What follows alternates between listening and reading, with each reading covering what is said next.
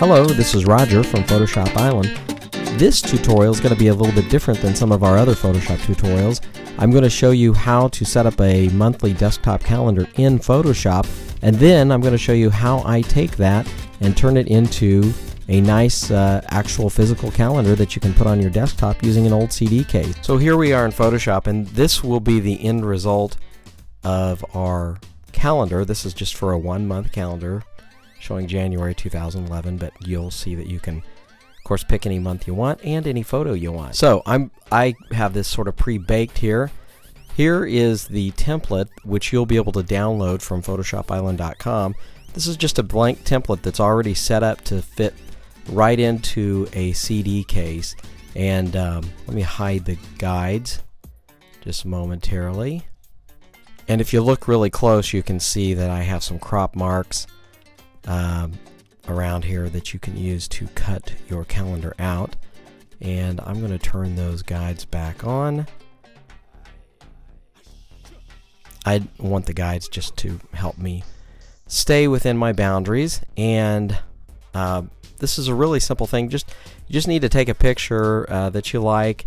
Ideally, this is going to work better with a picture that has some kind of blank area, although there are some things you can do to kind of create your own blank area, which I've shown in previous calendar tutorials. What we got here for our January picture is a great snowy photo, very cold and wintry looking.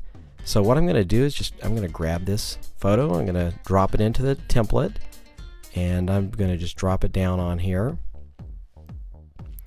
And as you can see, it's maybe a little bit bigger than I want. It's kind of up to you. I'm just going to go ahead and leave it the way it is here.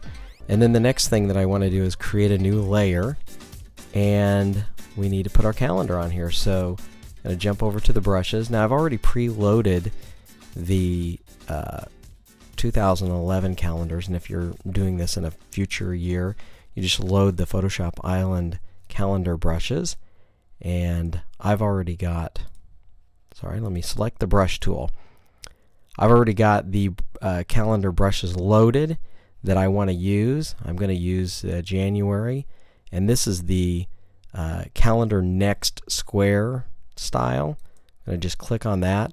Now these calendars come in at very high resolution, so before we jump over there, I'm going to just lower this down a little bit so that we're not crazy too big. And that's going to be too small, obviously, but we can fix that easy enough. We just come over here. Just going to jump over here and change that brush size a little bit. And you can see that we can just also use our left and right bracket keys to change the calendar size. Now if you notice, there's two blue lines at the bottom. The very bottom blue line, let me get a pointer here. The very bottom blue line is actually the trim or crop mark. This blue line here represents part of the CD case, and if you put the calendar down below this line, your calendar days may be obscured by part of the CD case, so you want to put your calendar above that. So let's jump on my new layer here, jump over to my brush. I've got January. I think I might want to make that just a little bit smaller, and again, I want to get it above the second blue line. I think I'm going to put it about right there. That's about 900. It's at about 900 pixels wide on the calendar. And I think I'm going to pick up, before I stamp down, I think I'm going to pick a color out of the picture. So let's pick a dark gray out of here with our eyedropper tool. Go back to the brush. And we've got the size all set. Again, we want to be above that blue line so that we don't get into the CD case. I'm just going to eyeball the center on this. You could drop yourself a guide to get to the exact center if you wanted to do that as well. And I just click down one time. Now I have a calendar. Now you might not want your month obscured like this, so I'm just going to move the picture up a little bit. Now I don't want to move the picture above the bottom line because that's where the crop is going to be, so I can move that up just a little bit. And I think I might scale the picture up just a little bit so that my year, or so that my month and year are not cut off, or covered up, I guess I should say. And that looks pretty good. That's not bad. The one other thing that I did to help separate the month and year from the background is I just added using the shape layer, and I have the shape layer option selected here.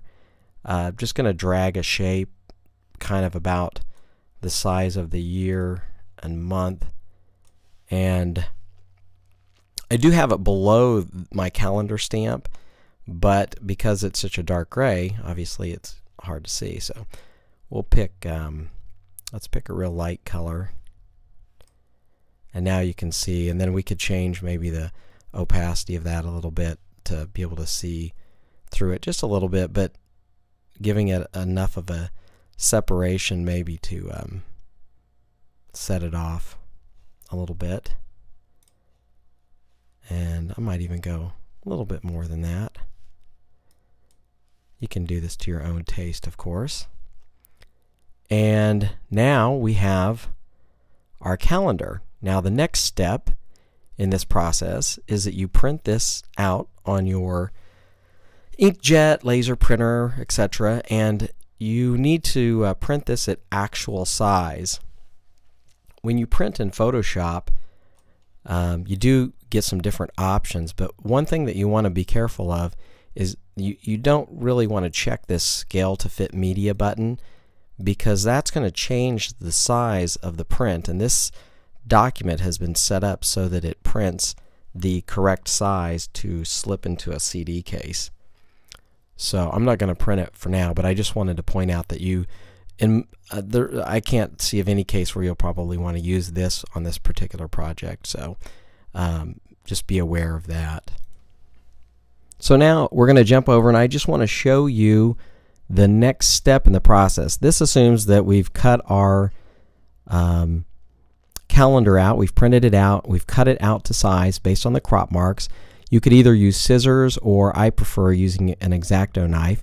Then you also need to have some sort of standard CD case, and I'm going to take all of the inner workings of the CD case out, and this can pretty much be any CD case, although some of them have slightly different hinges, and it's a little bit there's a little bit different way to get the pieces apart, but for the most part they stay the same.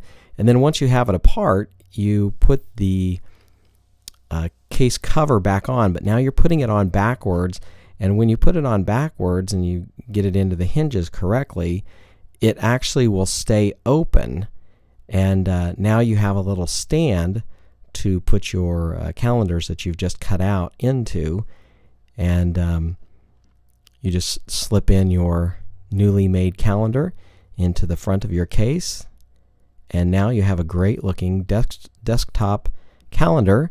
You made that using Photoshop and a CD case that you probably were going to throw away. Now you have a great looking, very inexpensive desktop calendar. Please check out all the other products and freebies at Photoshop Island, and we'll see you next time.